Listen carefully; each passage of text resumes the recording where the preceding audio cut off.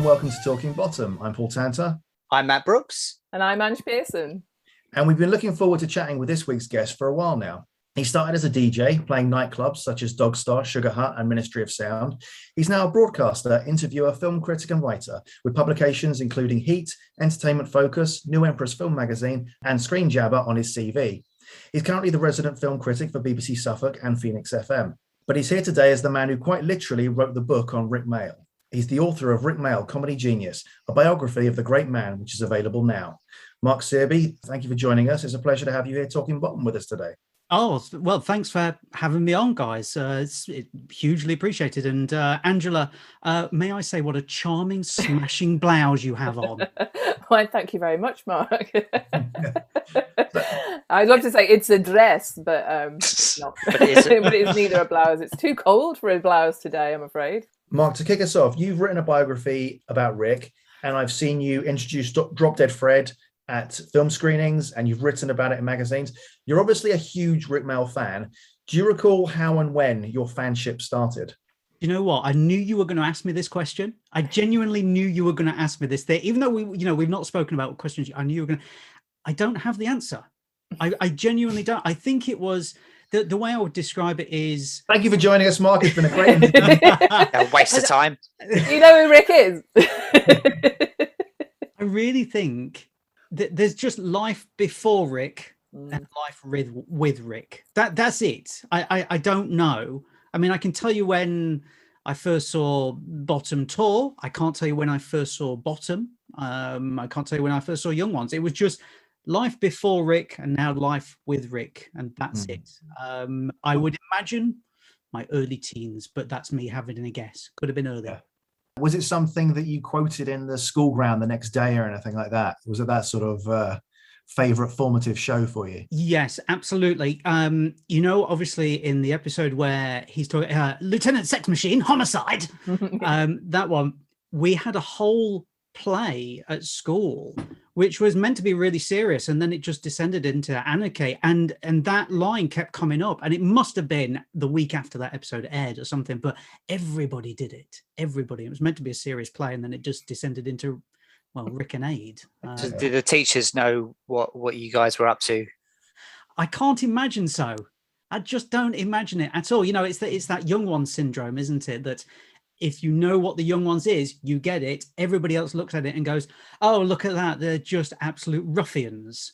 Mark, our viewers obviously can't see this, but behind you on your wall is a very prominent poster of the front cover of your book, Rik Mayall, Comedy Genius. So can you tell us a little bit about what sort of spurred you to write it, please? I think it came from having read Rik's book on Kindle. I've got the normal book, hardback, but I thought I'd like to go back and read it, but I don't want to read the actual book because obviously it's quite a rarity these days, a first pressing. So I read it on Kindle, and I don't know if you've seen it on Kindle, but it's a mess.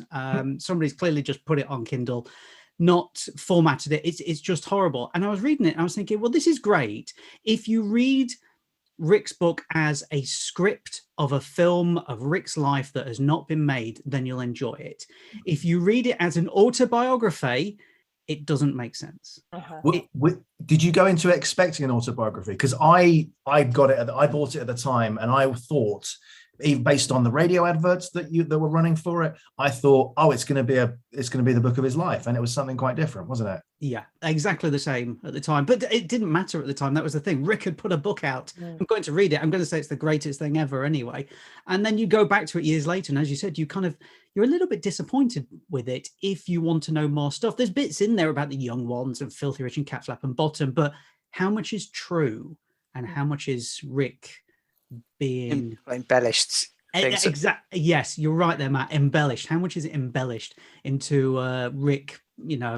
Pan-global phenomenon. What is there in there that is the truth? And I think that's the thing. So I had always wanted I'd always wanted to read a book about Rik. I'm a fan of reading the books. I would much rather read a book than have to write the damn thing. I mean, it takes years of life just for you guys to be aware of it. What was there available at all back then before your book? There's the scripts, series 1 and 2. There's a Young Ones book. Yeah. Is there anything else that he's even written at all? Was he even like an author or anything, any of them? No, so he did a couple of poems for some books, for charity books, and then there was a couple of other bits out there, books based on nursery rhymes, because obviously when he was doing his voiceovers, there was a lot of those. But in terms of books, no, there was nothing. There was Rik's book, and that was it, really. I mean, you guys have read the scripts. There's not that much in there outside of what there was actually in the scripts. You're not going to find too much information.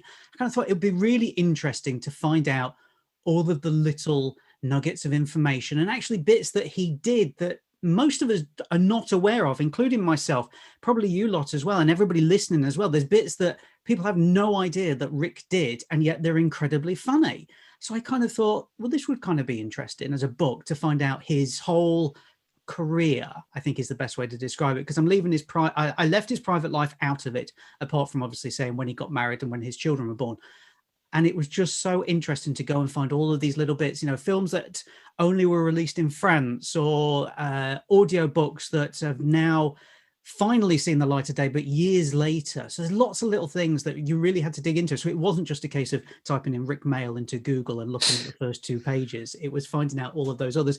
And IMDb and Wikipedia are not the most reliable things either. So it came a lot from interviewing people for the book who would then say, by the way, did you know Rik did blah, and he did this, and he also did that? And you'd go, no, I had no idea. And they go, okay, right, let me put you on to so-and-so because they work with him. So it was kind of a domino effect in terms of speaking to these people. And that's how I found out quite a bit of stuff that Rik had done that I had no idea about. So where did you get started though? Was the first jumping off point? Did you have anyone close to Rik in your life? No. Through Kevin Bacon effects, anything? No. So who was the first interview then? How did you start? Who was the first interview? That's a really good question. I can't remember at all who the first one was. It might have been Chris Wade, who did an audiobook called Sofa and the Cutie and the Sofa God with Rik. And we spent a couple of hours chatting. And then he put me onto Arta de Jong, who directed Drop Dead Fred. Then it spiraled from there to finding Lawrence Marks and Maurice Gran as well. And it just kind of went from there. And then talking to people about Bottom, they would say, have you spoken to so-and-so? You go, no, okay. And they go, well, here's their details. You can have a word with them. So it did spiral, but starting it was like, where do you start? Who do you contact first? I think the first bit I wrote was probably the chapter on the young ones more than anything, because I thought, let's start with something that is very influential, that really kind of kick-started Rik's career, not straight away, because obviously he'd done a lot of stuff before that, but took it beyond the realms of, I think, a lot of people were expecting. So honing in on one thing, the young ones, really helped me understand how the book was going to flow beyond that. So I imagine you've come up with something similar that all of us three have when we mention we're doing a podcast.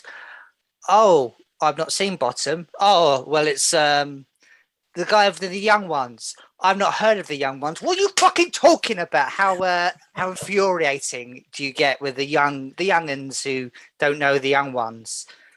Oh, that's a good question. Do you know, I don't hang around with any of those people. Well, good. Well done. Yeah, you've got better taste than I do, it seems. Let's be honest. You know, as I said, there is people out there who didn't know Rik and now know Rik and will forever live with Rik. And even though Rik has sadly passed on, he's still here in our lives. That's the thing. I don't want to sound this sound like a eulogy already, but we're never going to let go of him because of how you came to him. You know, everybody on this podcast came to Rik some way, whether it was Bottom or whether it was something else. And now you can never let go of it. That's not a bad thing either. Let's be honest. The way the world is at the moment, we need something fun. And the fact that Bottom and the young ones and Kevin Turvey and Filthy Rich and Cat Flap and Drop Dead Fred are still funny to this day shows how much his and AIDS and 20th Century Coyote and everybody else who was around Rik at that time shows how much that comedy has transcended decades and generations as well. And we don't get that much. like the legacy of alternative comedy and much of their work lives on. And it's very telling that Rik Mayall trends regularly on Twitter on either the anniversary of the day he passed away or his birthday, or sometimes just because Bottom's on TV that night. There's definitely a long-lasting influence. In terms of the book, obviously it sounds like a huge undertaking to write about someone's entire life, especially someone who's done as much as Rik. How long did the whole project take for you? And do you have an idea of like how many people you interviewed for it? Hang on, are you just getting tips for you guys writing this book? Definitely, yeah. This is what it's sounding like. So it took me, I would say, around 2 years to write it. From the point of really sitting down and going for it, about 2 years. But it could have been longer. Part of the problem was trying to establish the timeline of things when Rik had done it compared to when it was released. And that kind of sent me a little bit crazy as to, it was like a jigsaw, to be honest. So doing that. And you were asking about people to be interviewed, was you? What was the second part of it? Do you have an idea of how many people you spoke to for it? So there is nearly 60 exclusive interviews in the book. So people who I spoke to who, are very famous, names I've given there as well, but then also some people who you don't recognize, but have been involved in Rik's life somewhere along the line, either behind the scenes or helping promote something that he's done. So it was nearly 60. I mean, let's be honest, it's not difficult talking to people who have worked with Rik Mayall. The difficulty is trying to shut them up so you have just enough to put in your book, because otherwise the book becomes about 600 pages. And I'm sure we would all want to read that, not edit anything, but at some point you have to take something out. And sometimes the story's got a little bit lewd, a little bit too crude, even for Rik. And sometimes there were stories that I'm told, you can't repeat this, you can't put this in the book at all. But you can say on a podcast is what they knowingly said with a sort of a wink in the eye. So give us an exclusive. Listen, I'm not going to say anything that's going to get me in trouble at all. It's too dangerous. But when I see you in the pub... That sounds like a deal. Yeah. We wouldn't expect you to libel anyone, repeat any stories that people told you not to repeat. But we would be. Was there anyone who you approached for the book and who either didn't get back to you or passed, politely maybe, or maybe less so politely, but who said no, I don't want to be. I'd rather not. There was only 2 people who actually passed on it. One of them was Spud Gunn. Basically, I actually met him. That's how I got him to sign the DVD, and he was at a Comic-Con with Dave Hedgehog, sure.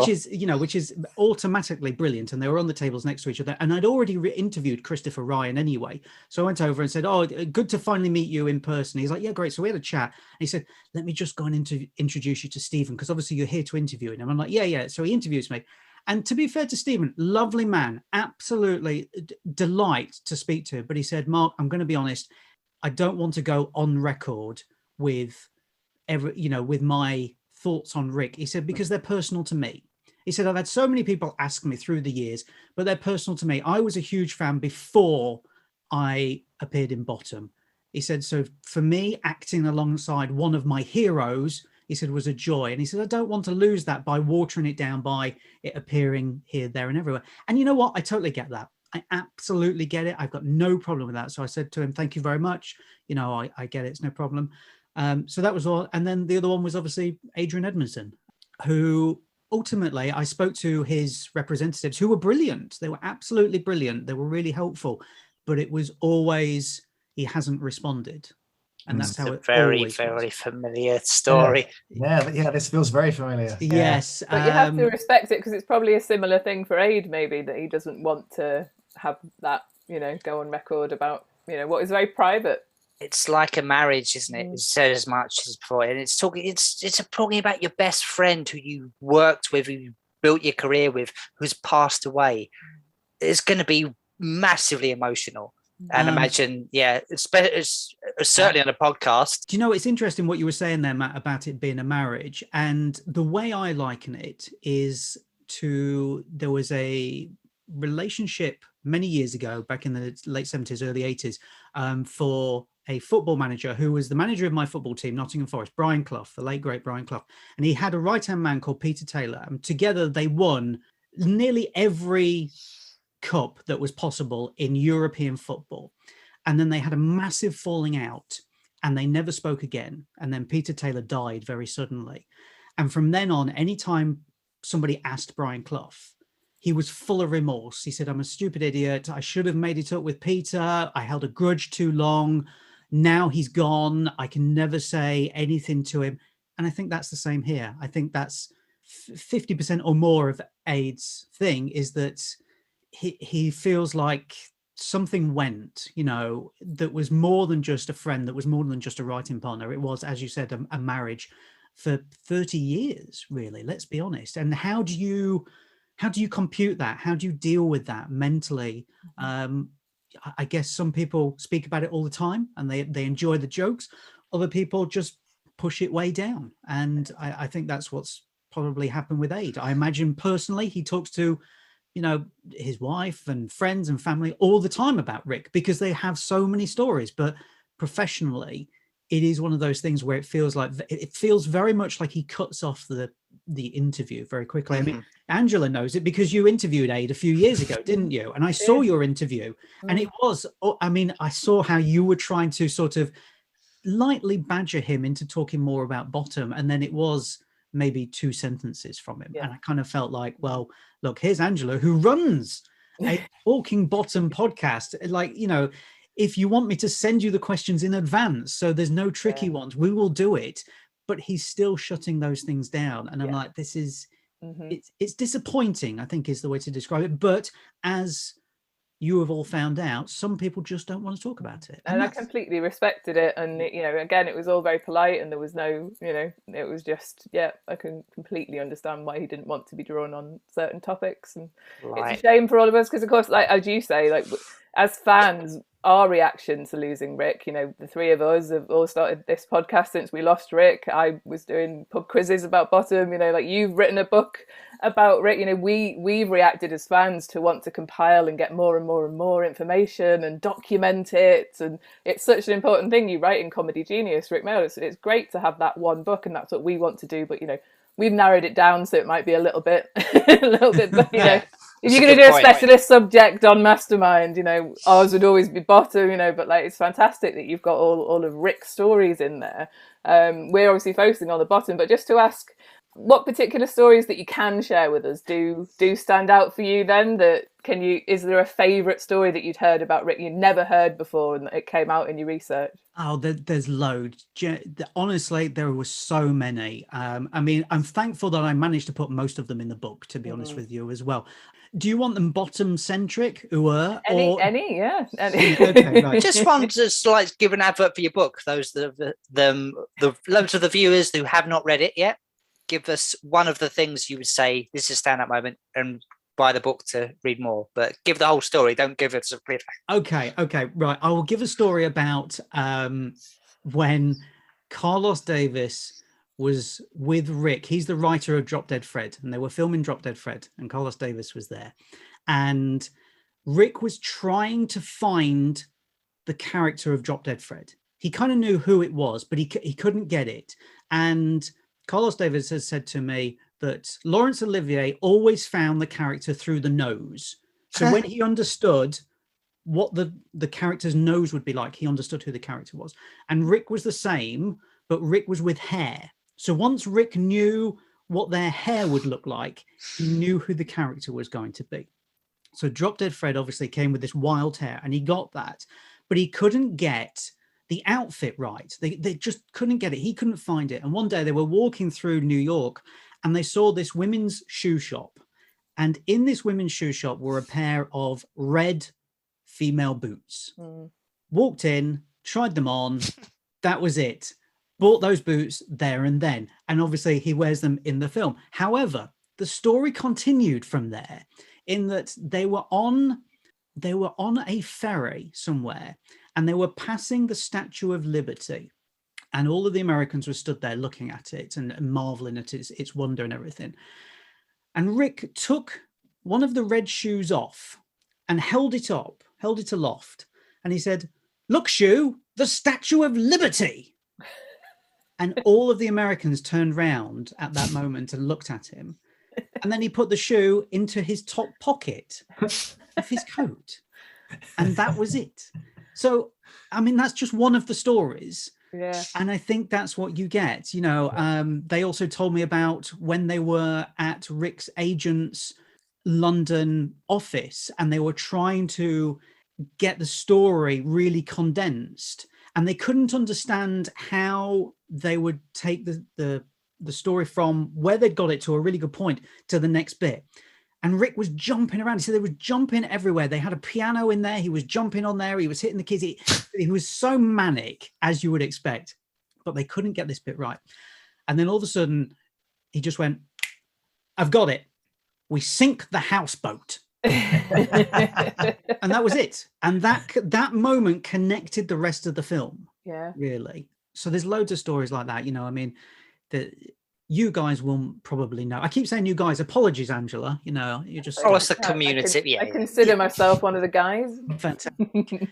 And that's one of the most memorable scenes in the film. You can definitely see there's a lot of Rik's sort of anarchy stamped all over it. Yes, but that's all part of his method acting then, in terms of getting into Drop Dead Fred. Like he was literally being Fred in that moment where he held his shoe aloft. Yes, I think that's the thing as well. Is do you know what, you've hit the nail on the head there, really, Angela, is by saying method acting. You know, we know method acting like by Brando or Pacino or Daniel Day-Lewis, but there are certain levels of method acting, and when you have somebody who turns around and says the only way I'm going to find the character is through the hair, then you look at Rik's work and all of them have got very different hairstyles. Yeah, it stands out so much. As soon as you said it, I started thinking of Rik's little horrible ponytail things in the young ones. Even Filthy Rich and Cat Flap is a very different hairstyle. But you know, people see that as a follow-on to the young ones. But and Richie's hair is so very Richie, isn't it? You know, exactly. That's the thing. Like, you know, you could have something where people have just done the outline, the shadows, and you would know. You would silhouettes, silhouette. You would know instantly. So I think it's something. It says something about Rik's determination with the work, that he always wanted to find the best way. I mean, the guys who did The Last Hurrah with him, which is an amazing series of podcasts about this filthy penguin who's got filthy stories. They were just telling me so many that, you know, they would go around to his house. He would invite them to come around to his house and they would turn up, and he would open the door wearing some sort of weird outfit or something. And he'd go, "Oh, here they are. Here's the young boys." And then they would invite him in and he'd go, "Look at my wife's arse. Isn't it fantastic?" You know, it's stories like that. And that everybody who I spoke to said there was that weird thing where you're worried about meeting somebody who's famous away from the set or away from something, and then being boring or something like that. And they said, no, Rik was exactly how you would pictured him to be. He fulfilled every single moment of my childhood fantasies, that he would turn up and he would be like that behind the scenes as well. And I think that's the beauty of it, really. You know, the fact that he knows. He knows what we expect, and he's like, mate, is it something horrible, like when the door shuts he just starts crying, like, I can't face it today. I don't know, I met him once, and same thing, he was on all the time, and just like, I don't want to go to the toilet or anything, I might miss something, you know. Well, did you ever meet Rik? Do you know, well, here's the sadness in the tale, is that I did see him while he was filming Dancing Queen in Scarborough. I actually walked through the set, but had no idea it was him, because people who will know Dancing Queen, to me, it's one of the best things Rik has ever done, to be honest with you. Him and Helena Bonham Carter are in those fluorescent rain macs, and he's got his hair trimmed, and, you know, but he's got no trousers on. It didn't look like the Rik that I knew from Bottom. So I can still visualize it now, today. I look to the left, they're on the ghost train, and I'm like, there's two people in high-vis things there. Okay. And the guy was like, come on, guys, come on, just come through, because we're not filming at the moment. Go through. 6 months later, I'm watching Rik Mayall Presents, and I'm like, oh, for fuck's sake. 6 yards away from the man. Therein lies the tale. So no, never met him, ever. I met him after Bottom Life 4 and Bottom Life 5, and at his book signing several times. He was fantastic. He genuinely was every bit of what you'd want him to be. I know. He made you feel like you were the most important person in the room when he talked to you. He really did. but he was the most important person in the room, but he gave you that energy. It was incredible. You see, now that's interesting you say that, Angela, because thankfully, due to writing the book, I've become friends with somebody who was very close to Rik all the way through his life. Not a family member, but somebody who was very close to him.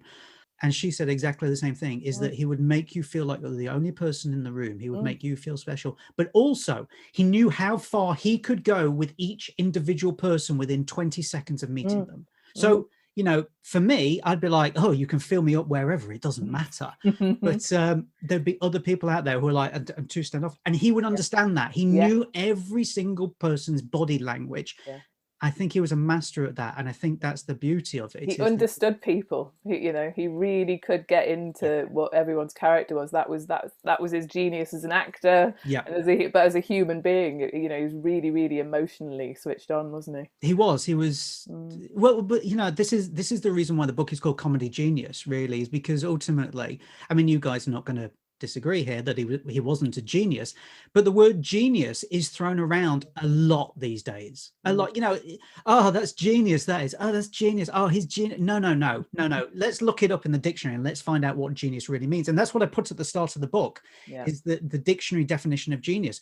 And Rik fits the bill for both of them. And I don't think we see many people like that. So that's why I wanted to call it that. And, let's be honest, I'm going to be biased because I've already called the book that, but I think it works. Yeah, no, there's no better way to sum it up. He was and always will be a comedy genius, absolutely.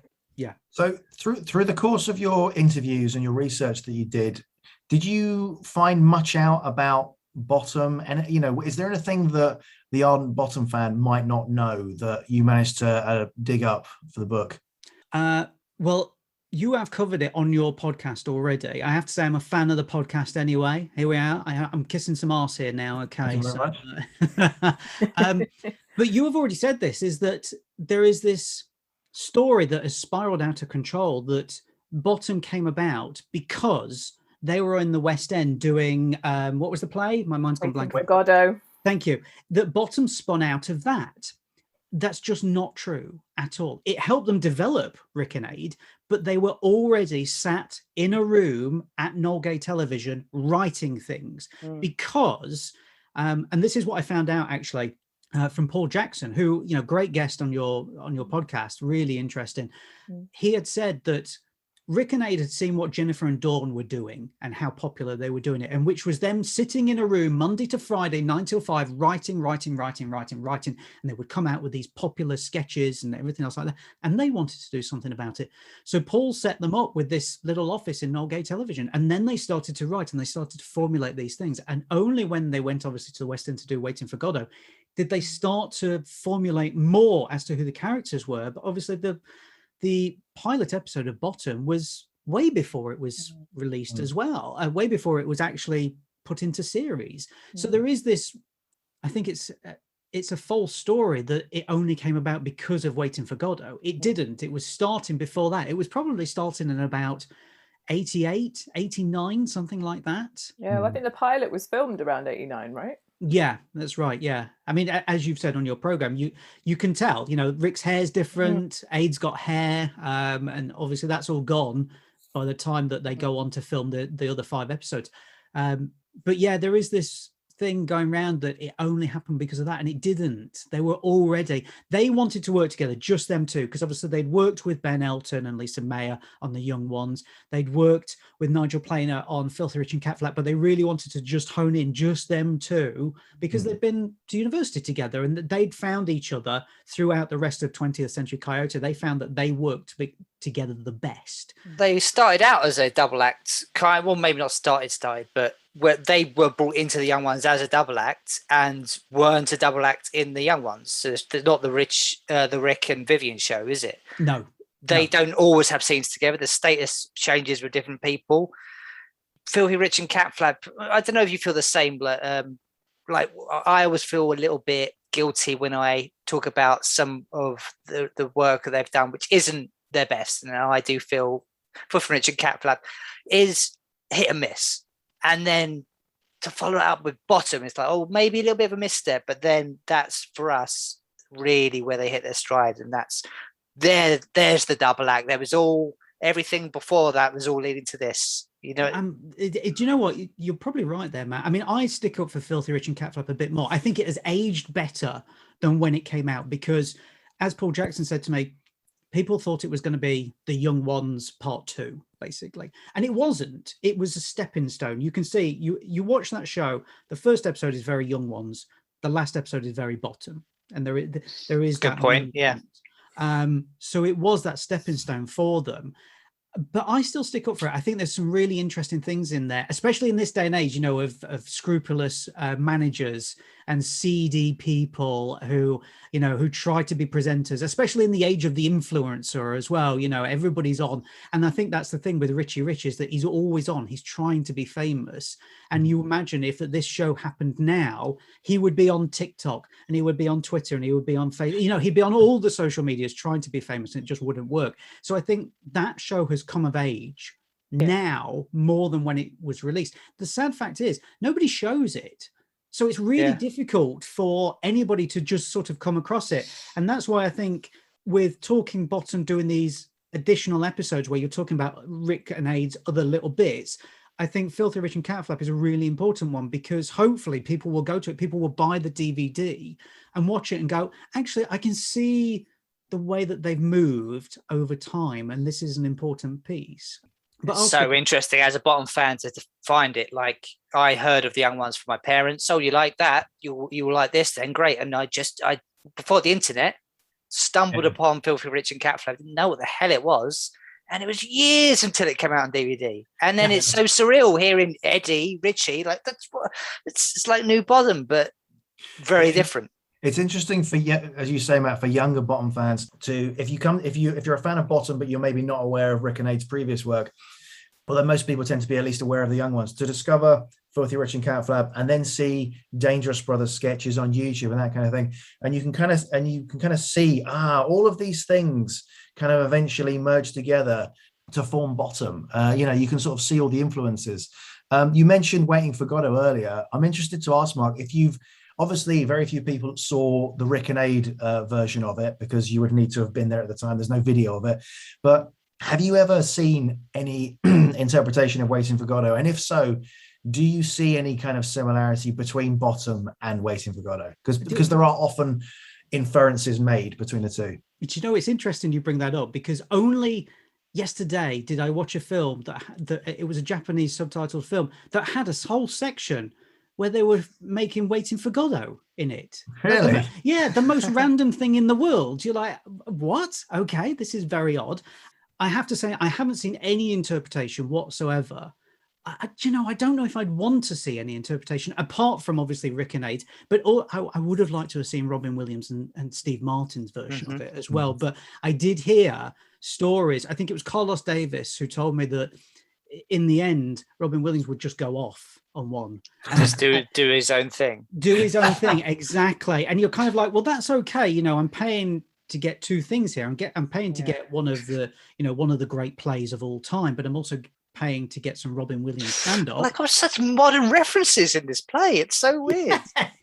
I would have loved to have seen Samuel Beckett sitting uncomfortably in the audience, watching. Like, this is not what I wrote. I mean, it's just crazy to think about it. But then at the same time, I guess it really is down to your own interpretation because there are lots of different versions of Waiting for Godot where people have said this is nowhere near the original version. I would have liked to have seen it, but at the same time, it would, especially the fact that Christopher Ryan was in it as well. I'm curious about that. You know, I mean, I interviewed Christopher and he said they just called up and were like, can you come down and do this? And he's a stage performer. That's the thing. He's not, he doesn't really like TV or film. He gets very nervous. He was telling me this when we were speaking. He said he gets but on stage, he loves the stage. He absolutely adores it. And that's where Rik and Aid found him. They found it when they were looking for somebody to play Mike. They went to see him in a play and they found him. They were like, that's Mike. We're going to take it. So I think it's interesting that Christopher Ryan would be pulled in. Probably, it wouldn't surprise me on some level that he would rein them in back into the seriousness of the play. Whereas I would imagine if there wasn't somebody there who was still committed to the actual dialogue, then Rick and Aid might well have gone off into Robin Williams and Steve Martin territory. I think they would have definitely respected the script. I mean, there are brilliant rehearsal footage, if you've seen that on YouTube, from Rick and Aid in Waiting for Godot. Have you seen them? Yeah. They're really nice, just little glimpses into how they were doing it. I think they were definitely very respectful of it. And yeah, it's definitely one of those plays where I think you can either take the absurdity and the hilarity that goes on between them, or you can treat it seriously, but that is what's great about it, is actually lends itself both ways and how you want to play it. When Rick and Aid would have played it so fantastically, I really wish. It's kind of a shame. Yeah, it's, you know, bringing it up, and it's a shame that nobody filmed it. It's the same with. But do we know that nobody filmed it? It's my white whale. There might be an audio recording somewhere. It's, you know, it's a good question actually, Matt. And the thing is, everybody thought that nobody recorded Rick's stand-up tour. You know, obviously when he was on tour with Ben Elton, and actually they did. I've actually seen an entire video of Rick's stand-up tour. Yeah. Where does that exist, Mark? Do you know what? I'm not going to say. I will say this though: is it's in very good hands. It's somewhere that is developing an alternative comedy. I don't want to say museum, but an alternative comedy repository, possibly. Yeah. Suppository? No. Yeah, that's what I heard. What's a repository? They're just shoving it up there. That's all they're doing, shoving it up.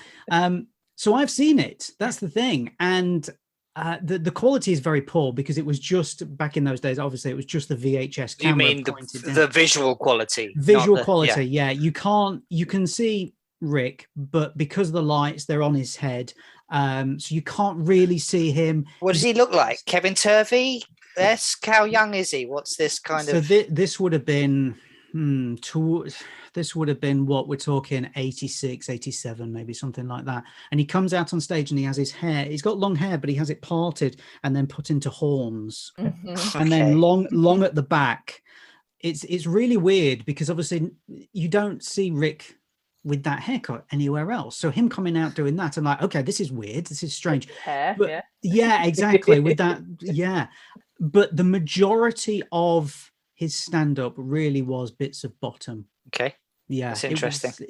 Like I think so when he first started touring, his set was just over an hour, and by the time he'd finished it was about 1:40, and I saw about 90 minutes of it, and the majority of it was either him on stage going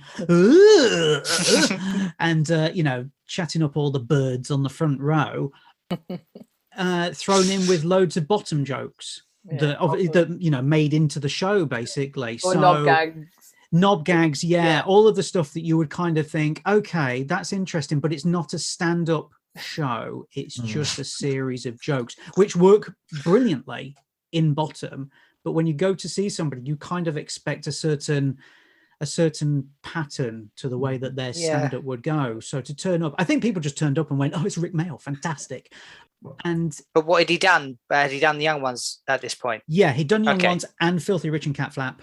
All right, sure. And Kevin Turvey as well. So, you know, he was famous. That's the thing. Famous, you know, the tour went all the way around the UK. I think they ended up touring for about 18 months in the end, but he wasn't bottom famous. Yeah. It's interesting, isn't it? It seems to be another one of those things that sort of threaded with the other things and led towards bottom. You had the physicality that he did on stage with Rick and Aid, and then the sort of knob gags on stage, and it all ends up it all kind of combines, and eventually we end up in the 90s with bottom. So the characters that Rick and Aid played in bottom were sort of the evolved versions of themselves via the young ones through Filthy Rich and Cat Flap, and that we eventually end up with Richard and Eddie Hitler. What do you think of these comedy characters? They're some of the best comedy characters I've ever seen on camera, even to this day. You know, I said it earlier, that the comedy transcends generations and decades, and still to this day, you know, probably part of the excuse for writing the book is that I just went back and watched loads of Rik Mayall stuff. You know, I mean, let's be honest. I mean, that's no bad thing at all. Then you've got to write about it. That's the tough thing. But going back and sitting there and watching bottom as a middle-aged man, you kind of, I always had this worry that it's not aged well. How's it gonna go? You know, the young ones, there's bits in that have not aged well, and you're like, ooh, I'm not sure about this. But with Bottom, I know that they've cut out a couple of bits in the reissued box set, but they're small, you know, lines, that's it. But the rest of it still works to this day. And the fact that people have been ripping off Bottom in one form or another for sitcoms for decades shows... Hey, what do you mean? To explain, like, because we don't feel there's anything that's really holds a candle to it. And so the only thing we really talk about on the podcast as well as a kind of modern Bottom in feel is sort of Sunny in Philadelphia, which I don't think they'd have even seen Bottom. I think it's just sort of stuff. But so, yeah, what do you think are some shows that have been influenced or ripped off? I just think there are lots out there that have two characters that are very Richie and Eddie. It doesn't, you know, it's not, I'm not saying that it's just about them two in the show, but I'm thinking about certain bits in like the early days of My Family, something like that. 2.4 Children. You know, I know these are family sitcoms, but there's moments in these things where you think that's a Richie and Eddie joke. That's just been watered down for the 6 p.m. audience here. I think, you know, you can see it in everything. That's the thing. And look at the influence that Rik has had on somebody like Rian Johnson, the director of Star Wars, and he puts Adrian Edmondson in Star Wars based on the fact that he was in Bottom, you know, and Rik would have been in it. There's no two ways about it, let's be honest.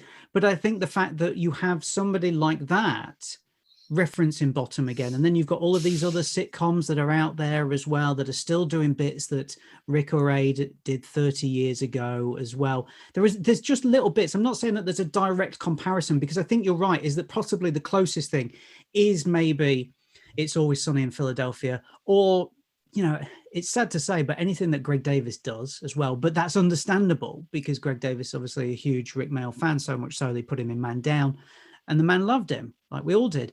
But in direct comparison, there is nothing. But there's just little bits where you'll watch something, you'll go, yeah, it's kind of funny, but I saw it 30 years ago in the young ones. So. It's true. I think Peep Show potentially is a more kind of up-to-date one, in terms of the two characters at the heart of it that kind of love to hate each other. Yeah. But when people, we've on the podcast several times obviously then said, but Steptoe and Son and Hancock's Half Hour influenced Bottom, so you can kind of take it back to Galton and Simpson as like the original influences, and it's always little bits that, you know, Rik and Aid obviously borrowed / stole. You know, like even Aid's admitted, you know, that they basically ripped off Steptoe and Son. I mean, are you a fan? Have you watched Steptoe and Son and Hancock's Half Hour? Are you a fan of those shows as well? I had never seen those before deciding to write the book, and then I thought, well, you've got to find out where these influences come from. So I watched all of those basically, and you're right. That, let's say they homaged them. That's a nice way of saying ripped off. But why not? I mean, that was some of the greatest comedy Britain had ever put out up to that date. And then Rik and Aid just took it to the next level each time. I think, you know, the young ones is ultimately Steptoe and Son, but punk. Yeah. Bottom is Steptoe and Son, but under a conservative government where there's nothing for these middle-aged men at all. You know, they're less than the bottom of the barrel. So you can see all of those influences coming through. And the thing is, Rik was a huge studier of all of these people. Like, he knew every single comedy routine that these people did. He loved people like Charlie Chaplin as well. And you can see that, you know, let's face it, you know, as much as Rik was not a clown, there's at no point can you say Rik was a clown. I don't think you can. But he did slapstick very well when it was needed. You know, Bottom is slapstick, but it's not what we would class it as. You know, you wouldn't instantly go, Bottom is slapstick, I don't think. But there are the fact that Rik was a studier of these people, and he would constantly read books on them and find out what made them tick and how they came to the joke, shows that it wasn't just these two turning up and writing something in a room.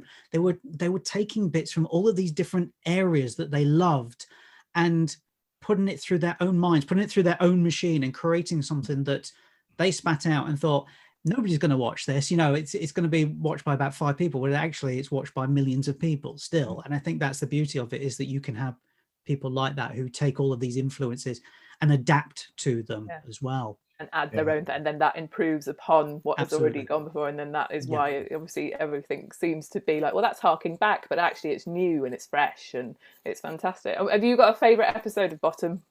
Do you know, I really like the Ferris wheel episode. Yeah. Okay. Oh, yeah. And the reason why is because it's so existential and you don't expect it. That's it, like, you know, you watch it as a kid and you think this is hilarious because they're stuck on a Ferris wheel, and as a kid that's kind of your dream, isn't it, to be stuck in a fun fair after they've shut the gates and you get free rides on everything. Like, that's amazing. And then you get a bit older and all of a sudden you start to think, hang on, they're talking about life and death and love, and then you think it can't get any more strange, and then the hand of God comes in and tip it over the edge, and you think, okay, now it's even worse. And then all of a sudden, if that's not enough, they turn around and they say, because of the way the BBC is funded, blah blah blah, we don't actually believe in this. So then they pull it out. So ultimately they do this really deep dive on existentialism, and then throw us right at the end with a typical Rik and Aid slap in the face by going, oh shit.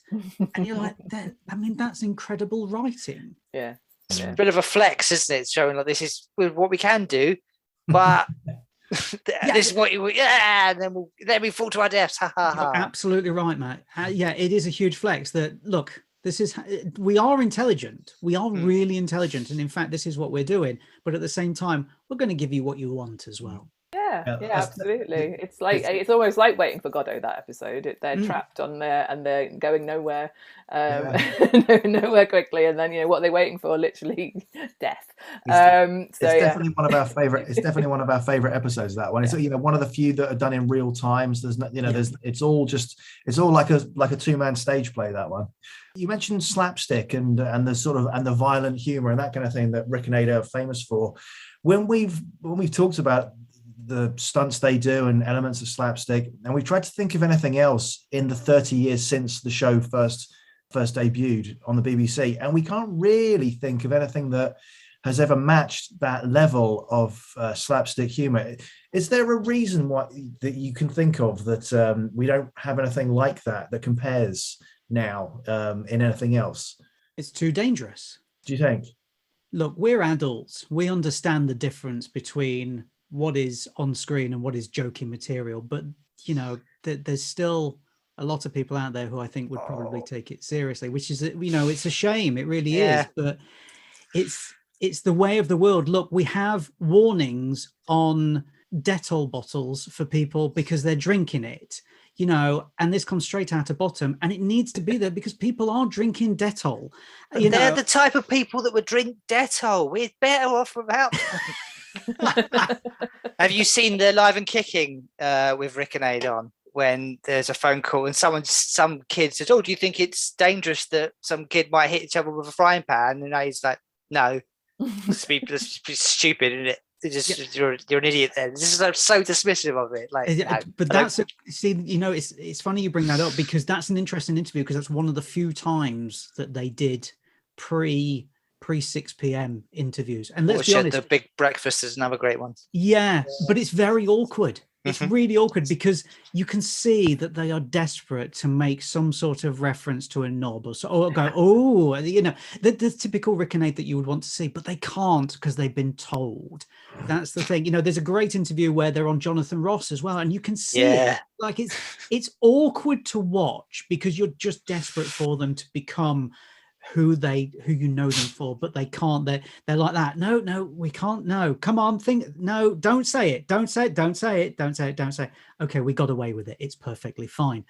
And I think that's why there's not much material out there of Rik and Aid's interviews. And that was part of the problem in writing the book, is that, you know, a lot of times there's loads of interview materials. You know, if somebody's made a film, then they've been interviewed countless times around the world, or there's a press kit or something.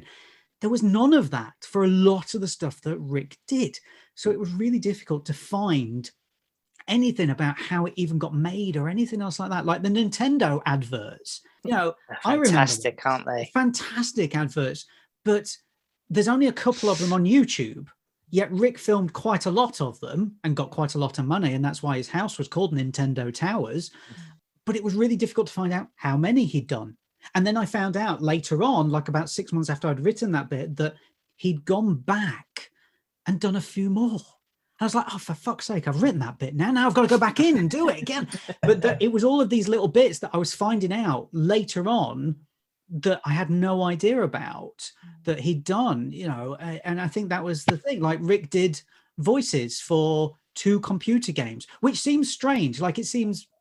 Yeah, Hogs of War. And then it was some secret agent spy thing. I'm trying to think of it. It got a really long name that it didn't do anything. But, you know, Rik was a master of voice work. Let's be honest, you know, after the accident, that's what he did for a long, long time. And he became a master of it. And you knew when Rik was doing the voice for something. But for him to not do computer game voices was a real shame. But I think he was too ahead of the curve once again in terms of voice work. You know, you look at the films that come out of Hollywood now, and they're all voiced by somebody who, you know, like a famous person. You go, oh, that's Chris Rock, or, you know, that's Mike Myers, or whoever it is. If Rik was still here now, Rik would have been doing half of that stuff. That's the thing. Like, we would have had him doing... He could have been great as Donkey, you know. I mean, you know, I mean, the amount of outtakes we would have got would have been fantastic. But it was a shame, you know, it's such a shame that obviously he passed on, but he was ahead of the curve. And the stuff that he put out there, a lot of it is still great. Like his work in Watership Down is fantastic. You know, Watership Down, nobody's going to that thinking, I'm just going to watch Watership Down. You know what it's like. It's easy, that. No, it's difficult. but Rik turns up and makes it kind of fun. You're like, okay. And Wind of the Willows, I think, is one that he did with it. It's just phenomenal. He's brilliant in, isn't he? You know. Yeah, won the big award for it as well. And then they replicated that a year later because they had the sequel as well. But yeah, he's fantastic. And I write in the book that's the high watermark of when people do Wind in the Willows adaptations now, when it comes to that character. And it really is, because it's not too outlandish, but it's outlandish enough for that character. And I think this goes back to obviously what we were saying earlier, certainly you were, Angela, is that Rik knew the level that he would go to with people, and he knew the level he would go to with certain characters. I don't think anybody ever told him, you need to tone this down. Anyone could. I think you're right. Maybe in private, somebody said to him, you need to tone it down. But it never felt like, you know, you never watched something, you went, yeah, it's too much. That's too much. That is. Grim Tales, I think, was the one for me. Obviously, as a kid, like that's what I can pinpoint as my first, like, you know, introduction to Rik, and just absolutely just perfect, his narration of all of those. But think about Jack and Ori as well. Think about Jack, you know, Jack and Ori, this iconic TV program for kids that's been running since the 60s. It's very nice, it's very easygoing, and then all of a sudden in the 80s, Rik Mayall turns up, and basically the kids fall over themselves because it's amazing because he's bouncing off the walls, and the parents fall over themselves because it's too ridiculous. This is not what we're paying our license fee for. This is absolutely ridiculous. I'm going to write in and complain. And it was the one that got the most complaints, and yet they invited him back. Yeah. I was watching it the other day on YouTube, and it's something that you could watch it with, you know, if you could listen to it with the visuals off, and it's still perfect because of the voices that he does. But you're right, Rik bouncing around on set, creating a mess when he's making he's throwing the ingredients everywhere. It's just, you know, it's taking a format where usually someone's just sat in a chair reading a book and just turning it on its head. I mean, so Rik was like obviously a fantastic performer, and in Bottom, him and Aid are, as you mentioned earlier, 2 characters who are kind of at the bottom of life's heap under a Thatcher government. How important do you think class is in British comedy? I think it's huge if it's done right. I think that's the thing. Rik and Aid got it. They understood. You know, I mean, Maurice Ground said to me, Rik was always a middle-class boy trying to pretend that he was a working-class boy. And I think no, there's loads of pricks like that.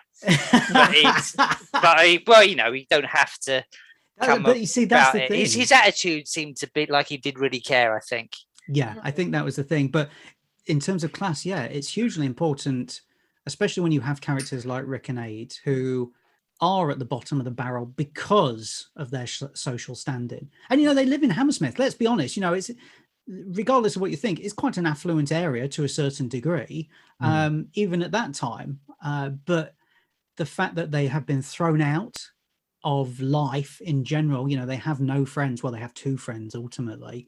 But even then, that's vague, isn't it? I think they just turn up just for the drinks and the nibbles. But I think I think it was hugely important for Rik and Ade, certainly, in the way that they developed their comedy, that they were taking a stab, they were taking the piss out of things that you didn't think they were taking the piss out of. I think that's the clever, you know, this goes back to what we were talking about earlier about existentialism, is that you watch it now and you go, oh, I get it. But at the time I didn't get it. And I think that's very much the class structure thing, certainly in Bottom anyway. Young Ones, not so much, because that's just, you know, that's just university life, I guess. But yeah, Bottom is all about class structure, but it's buried. That's the thing. It's buried behind being hit with a frying pan or having the TV thrown on your head or something. But that's the cleverness of it, is that it's getting you on. It's not just getting you on one level or two levels. It's going to hit you on 3 or 4 or 5 because it is so deeply layered. It's worth the watch back at a later age, isn't it? As you discover all these things, and as you say, you just enjoyed the knob gags when you were young. What does that say about us, really? Too often it gets dismissed or just sort of categorized in one thing of, oh, well, it's that slapstick show, or it's just about knob gags. But it's about so much more. I mean, it does merge wonderful cartoon style violence and slapstick with, great writing and great, wonderful characters and terrific performances. Let's not forget as well that they are royalists as well. They love the royals. Which is kind of, which is too much, don't they? A little bit too much at the times, but at the same time, that's a huge quandary going on there as well, because the royals. Well, the Queen's coming around. Exactly, that's the thing. You see, all of a sudden, you're kind of like, my goodness, they British. love the royals. Yeah, so British, but at the same time, they don't understand that while they hate the government, the royals are higher than the government in terms of people taking your money, but they love the royals. Yeah, so you can't do that in America because the president is the head of the country, and so you have to have politics in with it. But you can. That's the thing. That's why British class is a little bit different. Best in the world. Yeah. You mentioned earlier that did you say you'd been to a couple of the live shows? I did every live show. All of them? Yeah, it is my badge of honor, if there was a badge. My badge of honor, first one I did at Lincoln Theatre Royal, just me and my mum, sat right at the back. I mean, goodness knows what my mum thought at the time. How old were you? What was that? What was first tour? 93, maybe? 93, yeah. 93, so 13. What? You bastard! So, what are you? You weren't allowed in? Well, that's the thing. Like, we ultimately, really, I shouldn't have been allowed in. We were at the back, and I imagine, I've never really asked my mum this, but I should do, actually. I imagine she thought, it's Bottom, it's kind of harmless anarchy to a certain degree. And then obviously they start the scene where he turns up with a sex doll taped to his knob. And, I imagine I'm like that. This is amazing. And my mum, come on, Marcus, we're leaving. No. Imagine her going, oh God, we'll wait till half time. We'll wait till the interval and see what it's going like. And then we may leave early because of traffic or something. So that's how it started. How it ended was at Hammersmith, ironically, which is brilliant, with the last tour being on the front row. And, Rik had this thing later in life where if Ade would punch him, he'd have Tic Tacs in his mouth and spit it. Well, because we're on the front row, he did it once, and all of the Tic Tacs hit my missus in the face. Great. You pick them up, great. Don't let them dissolve. Yeah. I want those. Take them keep those. Yes. Start licking them right in front of Rik, making eye contact. Yes, it's been in your mouth. So I am very fortunate in that I had seen all of them in person, and every single one of them I can remember for different reasons. And I think that's the beauty of it, is that, I mean, you spoke about it in your podcast actually quite a bit, is that you go, well, when they broke character, that was hilarious, wasn't it? And you go, yeah, they did that last night as well. And the night before, and you're like, but that's just them, is that they're giving something back, which to them is routine.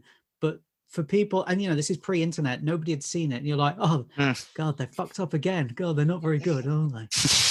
That's a very good point, actually. Now it's easy for, we live in the age where someone does a stand-up set and there's someone in the audience recording it and they say, that's it, it's gone now because it's out there. Yeah. I suppose it's easier to keep secrets and surprise audiences back then. And so actually, if you were there in the audience and they do their fluff and you feel like it's something quite special, and actually it's scripted, but it doesn't really matter because they've added to your experience there in the audience, haven't they? They've made you feel like you've seen something unique. I think the beauty is the fact that I'm originally from Nottingham, and obviously you'll have seen the world famous clip that is online of Rik, doing it in a Nottingham dialect. Yeah. And he's pretty spot on, to be honest with you. I mean, it's very close. And that was filmed in Nottingham and got a huge round of applause because everybody was like, yeah, he's got that. And I imagine he did that on every single place as well. I remember him doing it at Hammersmith, but that's quite easy because, I think he just did a Cockney accent. Okay. But when you're going to different places, and we're not just talking about arenas either, there was no arenas at that time. So they were going all of these little places and the little inflections. Yeah. I hate arena. I hate comedy in arenas. There's no life to it. It's dead. It's dead. I think certainly with Rik and Aid, they needed to see that audience to get the reaction. Yeah. And I think that's why you get a better reaction with them doing 40 dates when they did, instead of watching. I mean, I'm a huge League of Gentlemen fan, but I saw it in an arena and I'm like, this is dead. This is, it's not great. Totally. It sucks all the life out of it because you can't hear people around you laughing. Yes. That's what it is. And you need that unity. You need it in comedy. And they need to hear it. Yes. Conversation. Absolutely. Yeah. Did anyone see the Python reunion thing at the? I did. That worked at the O2 just because it was Python, and also because it was a series of sketches as well. That's the thing. So they would go off, and then somebody else would come on, and whatever else. So there was constantly something happening. But when you think back to Bottom, it really is just them two on stage. And as you rightly point out there, Angela, is that for them to not see the audience and to be that big vast gap of air and them not be able to hear it properly would not have worked for them at all. I really don't think, they needed to be near the audience. They needed to have that reaction. And it's the same, obviously, you see the behind the scenes clips of Bottom where they've got the audience and how they react to that as well, because then they know how many beats it is before they can go into the next line as well. Yeah. Was Guest House Paradiso something you saw when it was out in the cinema at the time? Well, that's a good question. I was working at Universal when that was released, which obviously was distributed by Universal. So I was there trying to get all of the free merchandise possible. So this goes back to what you were discussing as well on your podcast, is that at times it was Guest House Paradiso, a Bottom film as well. So I remember when I was there, it was just called Guest House Paradiso. That was it. Like there was no reference to Bottom whatsoever. And I think you had said in your podcast about it that I think it's to do with rights issues because obviously the BBC and whatever else. And I think that's what it was. But I saw it and I thought it was not good at all. But I've since gone back. I do write about it in the book. I've since gone back and there is some bits that do work. I mean, let's be honest. We all remember it's Thwaite. We all remember that. That's good. The Phoebe, one boiled egg. I think most of us remember that. Richie in the latex underwear thing. The giant ball of sick. Look, all of a sudden, I haven't seen this film in years, but all of a sudden I'm reeling it off. But I think as a complete narrative film, it doesn't work. It feels weird. I think that's the thing. Yeah, that's what kind of it's the same thing I was saying before with guiltily going on about written cat flap. I don't want to complain about it, but it's certainly not their best work, is it? But I just kind of writ it off for years, just thinking like, it's not very good. And then revisiting it for the podcast, I was so surprised that because I'd forgotten all of the good bits, and there's loads of good bits in it still. There is, there are some really good bits in it that would make great sketches, but hanging it together, it doesn't really work. I think the most shocking thing is the amount of really famous people that are in it. Yeah, some people they got just before, like very early Simon Pegg. Well, the funny thing is I interviewed Simon Pegg for the book as well. And I said to him, when you worked with him, what was it like working with Rik? And he said he was actually very nervous. And a few people told me that he was very nervous behind the scenes because he wanted to make sure everything was right. Everything was just... You mean Rik was nervous? Yeah, Rik was nervous and he wanted to make sure everything was right. And he knew if everything was right, if the crew were laughing at the joke. That's when he knew it was fine, but he would be very nervous before that. But ultimately, Simon Pegg had said he was very welcoming. He would talk to everybody as well. And I think that makes a big difference, especially when you're a star as well, going around and saying hello to everybody. That's a huge difference. And, you know, look, we said this about half an hour ago. He knew how to talk to people, everybody on each individual level. And I think that really helps. Another performance he's very well known for in the world of film is Drop Dead Fred. And as I mentioned earlier, I've seen you introduce the film at the Prince Charles Cinema. I know you've written about it for Film Stories magazine, and you've interviewed the director. What do you think? Why do you think Drop Dead Fred didn't do particularly well at the time, but has since become it's grown organically to become a sort of cult favorite with people? I think it wasn't marketed right to a certain degree. I think they got that right, especially in the US. Let's be honest. This is a film that really was made for the US more than anything else, but nobody knew who Rik was. That was part of it. Everybody knew who Phoebe Cates was. Nobody knew who Rik was. So I think they got the marketing wrong to a certain degree. And you watch it now and it's quite a dark film. It's a film about the struggles of mental health and how being an adult and yet you still have an imaginary friend is a big no-no. Your friends look down on you and things like that, when in actual fact it helps Phoebe Cates' character move on to the next stage of her life when Drop Dead Fred comes back. So I think maybe because we're now more open to talking about mental health issues, that's why the film has found its audience now. The fact that obviously it's incredibly funny, and the scene where Rik tramples poo into the mega bitch's carpet is incredibly funny. And then when he looks at the skirt, he goes, "Ooh, cobwebs." It's still really funny. It's still really Rik, but it's got that very serious side, which has now finally come of age, and we're now talking about it. And I think that's the thing. And also the film is now studied in a university in California in terms of when people talk about mental health. It's the film that they talk about. Really?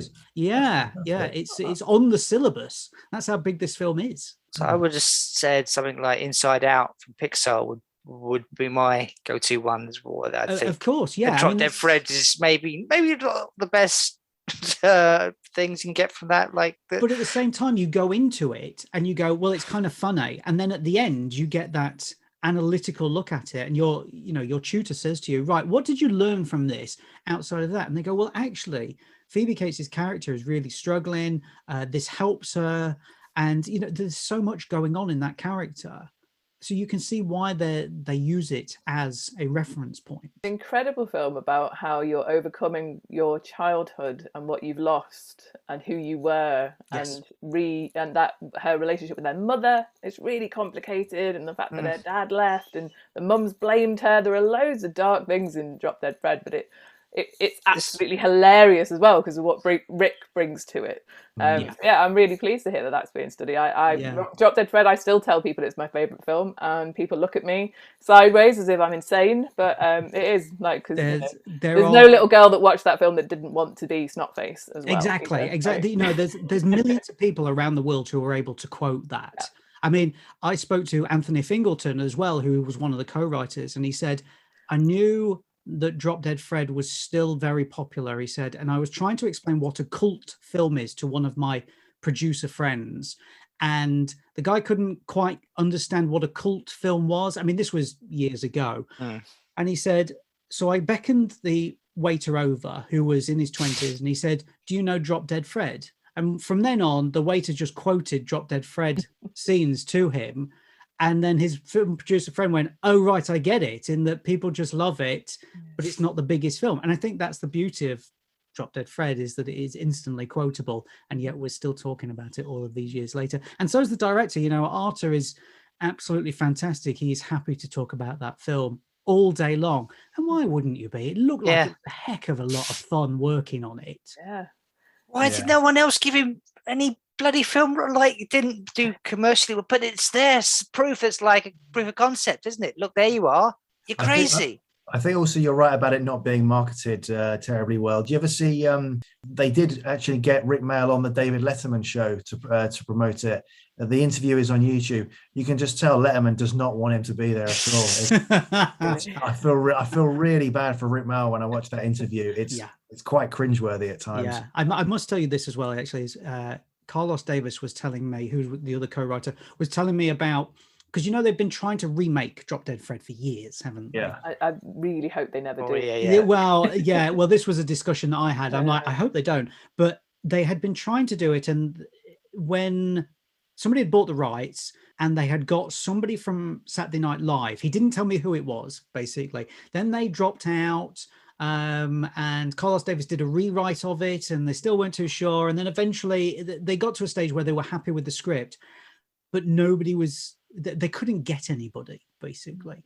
And then about 2 years later, they called up and they said, "Hi, Carlos, congratulations, Drop Dead Fred's going ahead. We've got Russell Brand." Yeah, that's the rumor. That's what I'd heard. Yeah. And Carlos Davis said, "Who the fuck is Russell Brand?" I can see that kind of. Was It's wrong, but yeah. Was this at the point where he'd just done Arthur and they thought, oh, we found a British guy who can sort of play a man-child type character, so that right, yeah. Well, it was just before, and then Arthur died a death, basically, and they went, "No, sorry, we're not doing this film anymore." But as much as people go, "Oh God, Russell Brand," and whatever else, Russell Brand's favorite comedian is Rik Mayall. Well, it just means he's human. Doesn't mean that Russell Brand's brilliant. Suddenly, everybody's got a newfound respect for Russell Brand. Everybody's listening to his favorite food's ice cream. That's like, so what? But I think it shows you that you can never write something out, and they're trying to do a Drop Dead Fred musical. Whether it'll happen, I don't know. It was on the cards.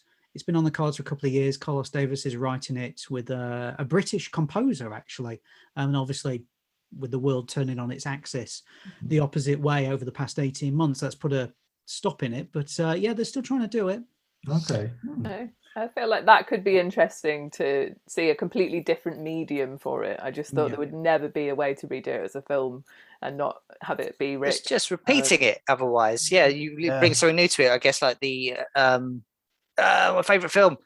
Back to the Future. Back to the Future. Groundhog Day, the musical, was fantastic, I have to say. So you see, it does work then. Yeah. That's the thing, is that you can take something you love and change it. The problem is you would worry that you would turn up and it would just be song numbers, and they would just be singing about, "Where's Drop Dead Fred? He's in the toilet." It'd be like, oh God, this is just bloody Spider-Man Broadway musical all over again, isn't it? I think that would be the problem. But obviously we should say as well, Drop Dead Fred filmed at Paisley Park, Prince's studios. Prince's studios. Yeah, Prince. The Purple Rain. Wow. Purple Rain. So if it wasn't, all of the Drop Dead Fred land was filmed at Paisley Park. So as well as Rik Mayall, you've also written another book, an in-depth exploration of the films of Al Pacino, right? Yes. The Al Pacino movies behind the man. Yes. So I'd like to ask you the hypothetical situation, I guess. Could you see Rik Mayall playing one of Al Pacino's roles, and vice versa as well? Al Pacino in a Rik Mayall role. Wow, that's a really good question. Thank you. Wow, thank you. It is, isn't it? Paul wrote that question. Well done, Paul. Well done, Paul. But also well done for Matt for asking it. I think Rik would have been great as the majority of 90s shouty Pacino.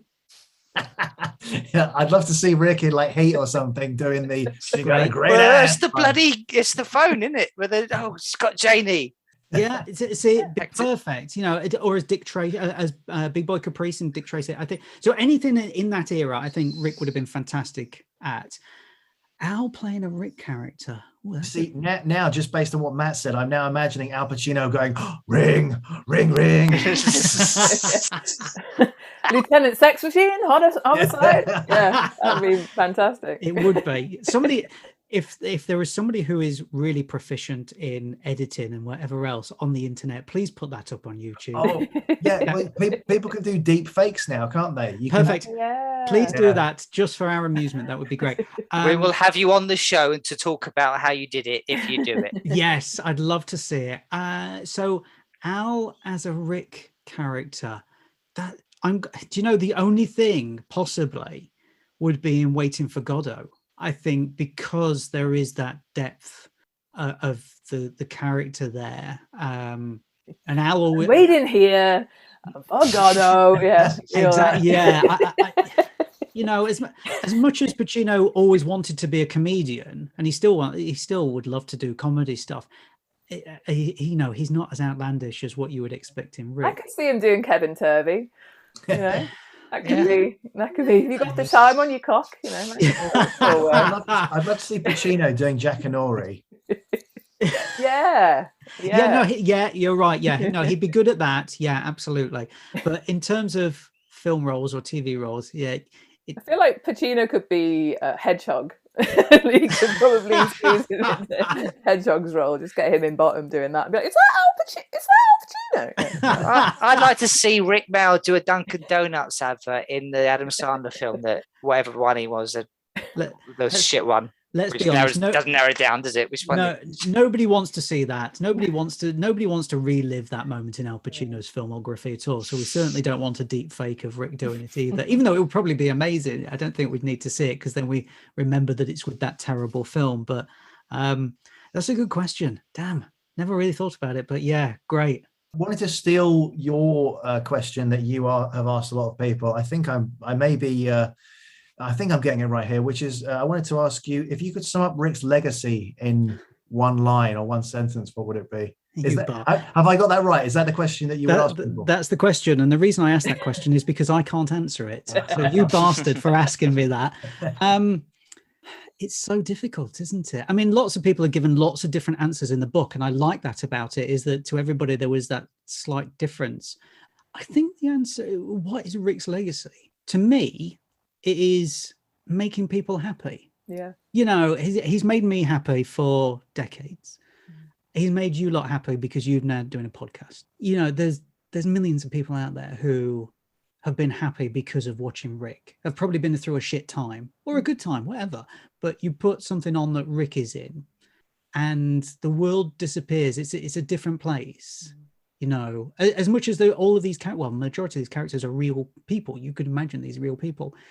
You kind of forget the outside world. And I think that's the beauty of Rik's work, is that he just makes you laugh. Yeah. And that's really difficult. Really, you know, comedy is the most difficult thing to do in the world. And to Rik, it seemed easy.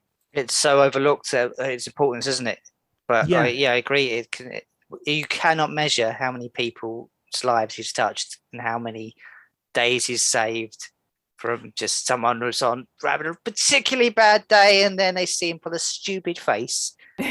I'll tell you a story that I included in the book, is that Rik was on set of something, I can't remember what it was, but there was a young guy, I think he was a grip or something like that, young lad, first thing, really nervous. Rik saw it, noticed that this young lad was really nervous. Second day, the young lad's really nervous. So he goes over to him and he says, could you do me a favor? Could you go online and find out all of the ingredients I need to make a bomb? And the young lad, apparently the young lad just looked at him and was like, oh, and he went, I'm being serious. He said, I'm the star here, so you need to go and do this. So the next day, the young lad turns up with a list of ingredients that Rik needs to make a bomb. And from that moment, the young lad blossomed and actually found himself. And it was all to do with Rik and asking somebody to.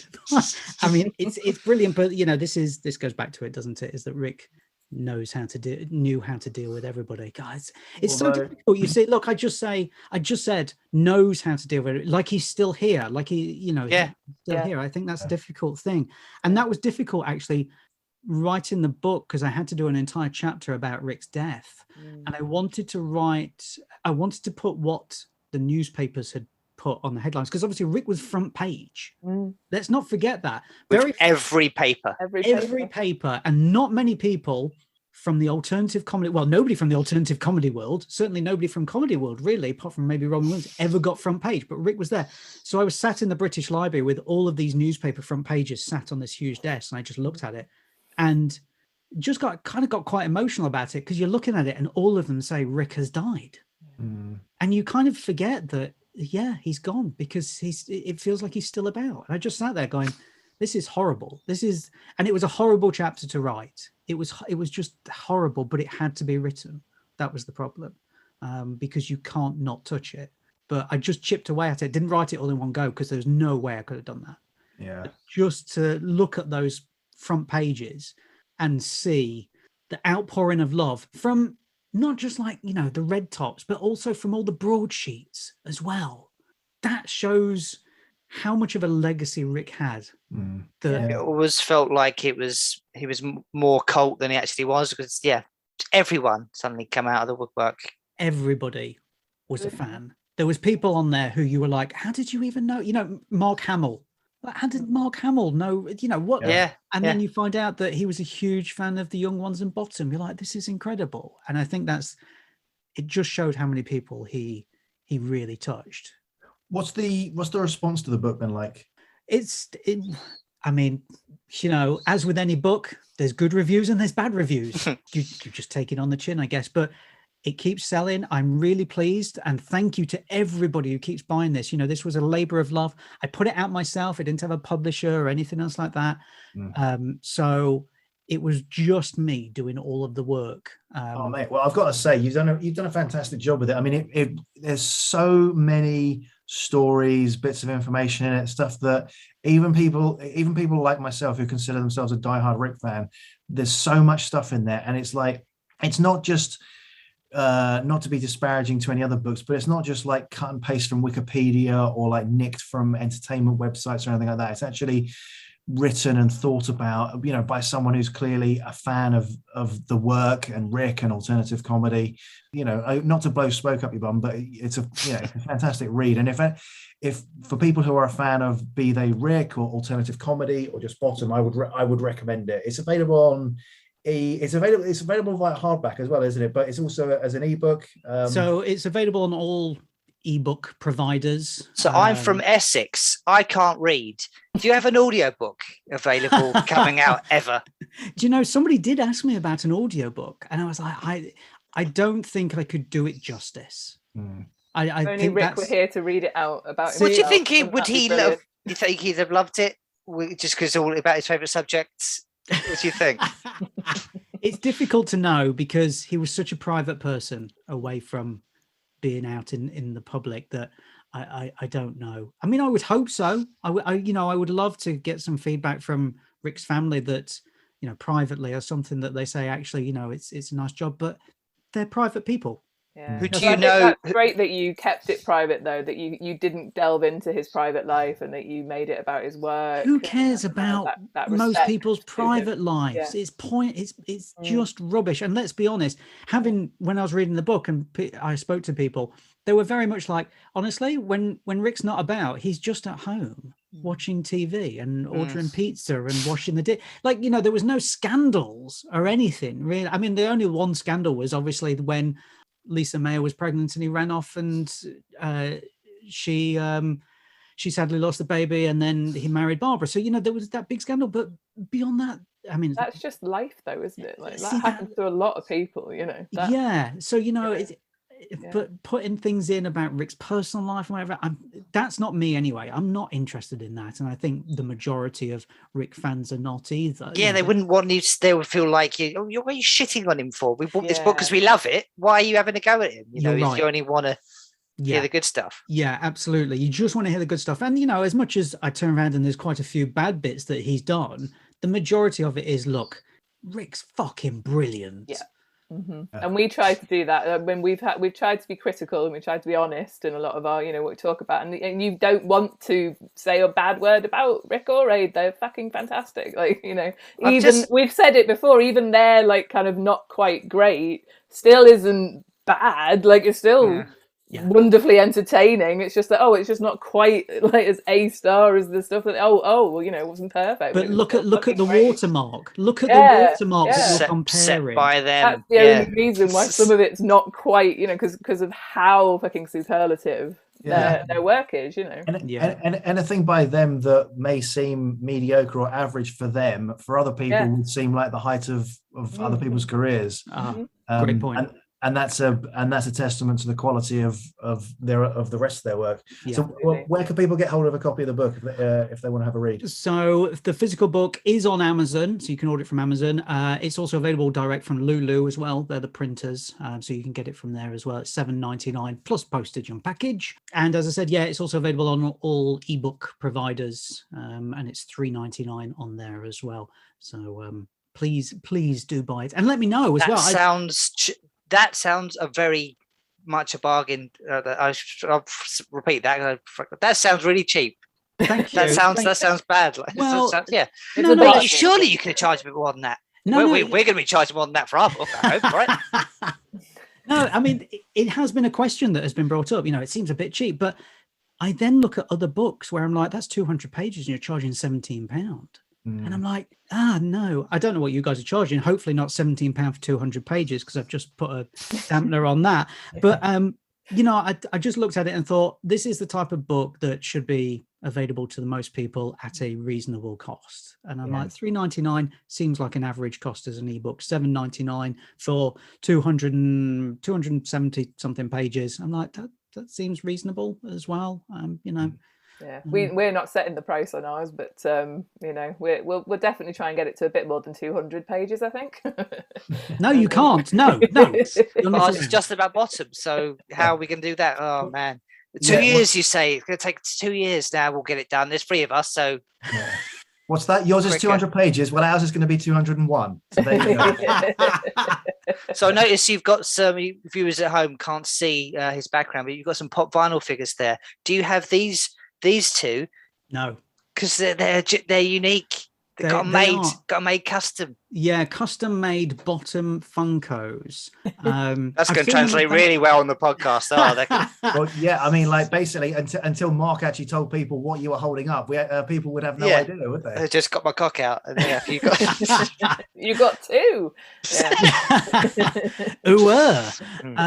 Yeah, I've seen them online, and I'd love them. It's weird, isn't it, that there are no official one. It's BBC, I think, are a little bit funny with the licensing stuff because that's how Funko get around licensing, is that actually they don't look like them directly. They don't have the approval. That's how the Funko get around them, you see. But let's be honest, there's as much as everybody who's listened to this is like, no, there's not a small market for bottom Funkos. There is. That's the problem. They're just not going to do it. And I don't think Funko, who are based over in the States, are like, who? What? Bottom? No. I'd love there to be a Drop Dead Fred one. I really want a Drop Dead Fred. I've seen a Drop Dead Fred one, but same thing, custom. Yeah. Weird, and also one from Man Down. There's quite a niche one. Yeah. Man Down, where he's dressed as the bear. Yeah, that would be brilliant. Yeah. Which brings me on to ask, what British comedy are you watching at the moment? What's kind of exciting you comedy wise? Do you know British comedy? Okay, nothing much at the moment, to be honest with you. Yeah, it's really. Have you watched The Cleaner yet? Yes, I am watching that. As I said, anything with Greg Davis, because ultimately he is Rik Mayall's love child. Yes, that's good fun. But it's really, at the moment, we're devoid of some really good hardcore comedy, I think. Readers, Back to Life. There's quite a lot. Yeah, would you call Back to Life a sitcom? You see, it's a comedy. It's a British comedy, is what my question was. You see, my mind goes blank, and then all of a sudden you pointed out 2 of my favourite shows, because they've both got Daisy Haggard in, who is absolutely, she's phenomenal. She really is, and she's genuinely hilarious as well, because I've met her several times. She would have been brilliant with Rik. Yeah, I know. She would have been amazing. Great to get Aid in series 2. Exactly, but Aid was obviously playing somebody else who is a really serious role. But Breeders, I like the swearing in it. I don't have any kids, but that's how I treat my nephews. So it's difficult. There's some great stuff, but my mind goes blank. Yeah. My mind goes back to bottom. Stuff now, content wise, I go back to my favorites a lot more, but there's so much to kind of watch. But yeah, okay, cool. The great thing is that you have that thing where you go, there's too much, as you rightly pointed out, and then you just flick through the guide and you go, Bottom's on for an hour, 2 episodes. I'm just going to watch that. But you've got them all on DVD. What do you do? Fuck, no, watch it live. But that's the thing. It doesn't matter. I've got the DVD. I've got the Blu-ray. I've got the VHS tapes. I've got all of the bootlegs. It's on TV. I'll watch it on TV as well. That's it. That's the beauty, though, that we've said. Like, you know, Rik, I hate talking about Rik in the past tense because he is still there. He's still around. We can watch all of his stuff, you know, as long as we live, you know, and that is the gift that he's given to us all, isn't it? That he can keep us laughing. Oh, what a gift. Thank goodness. Yeah, thank goodness. Yeah. And yeah, I like the way you summed him up, because I think you're absolutely right. I think making people happy is what he wanted to do. And he will continue to do so. And yeah, we'll keep celebrating it. Mark, what are you working on at the moment that you can't tell us about? Just taking up more years of my life is basically something that I can't tell you about at all until next year. And the Russell Brand's book, comedy hack. Do you know, I would be really interested to interview Russell Brand and ask him all about Rik Mayall and ask him about Drop Dead Fred and everything else like that. I would. The sad fact was, when the book came out, Russell wasn't on the radio, because I would have loved to have spoken to his producer. Can I come on and talk about the book? And obviously, you know, how Russell was going to do Drop Dead Fred. Unfortunately, he's not on the radio, but I would love to speak to him about it. I would, you know, somebody like that who was so close to doing something that Rik had done. Oh, he must have been, if he's a Rik fan, you know, that must have been like, oh, it's just a nervous thing to do. Then maybe he was slightly relieved that it got taken away from him. Maybe. Probably not. Probably not. Yeah, like it makes me feel better knowing that he is a Rik fan. Like, if it had happened, like, hopefully he would have actually been doing his utmost to do it justice, you know. But, you know, we look back at Arthur. Arthur was not good, and I love Dudley Moore. And Yeah. I think it's very good. Like, it's what Ross Brand's one of the types that's easy to slag off as being one of those types that are shit. But I really find him kind of sometimes all right, sometimes a little bit charming. He's gotten I don't know. I'm just trying to look cool by shitting on people more successful than me. No. You're right in that there is that fine line between manic energy that is funny and manic energy that is obnoxious. And this goes back to the Rik thing: is that Rik knew where that line was, and Russell doesn't. And I think anybody who listened to Russell Brand's show when he had Matt Morgan on, is that Matt Morgan would pull him back because he was his producer, and he would pull him back very nicely. But he would also take the piss out of him. And I think that, you know, there was no line there, whereas with Rik, he knew the line. Sadly, Rik is missed, and sadly, Rik will be missed. The book is Rik Mayall, Comedy Genius. Mark, thank you very much for joining us here today on Talking Bottom. It's been an absolute pleasure. Thank you. Thank you. For a wank.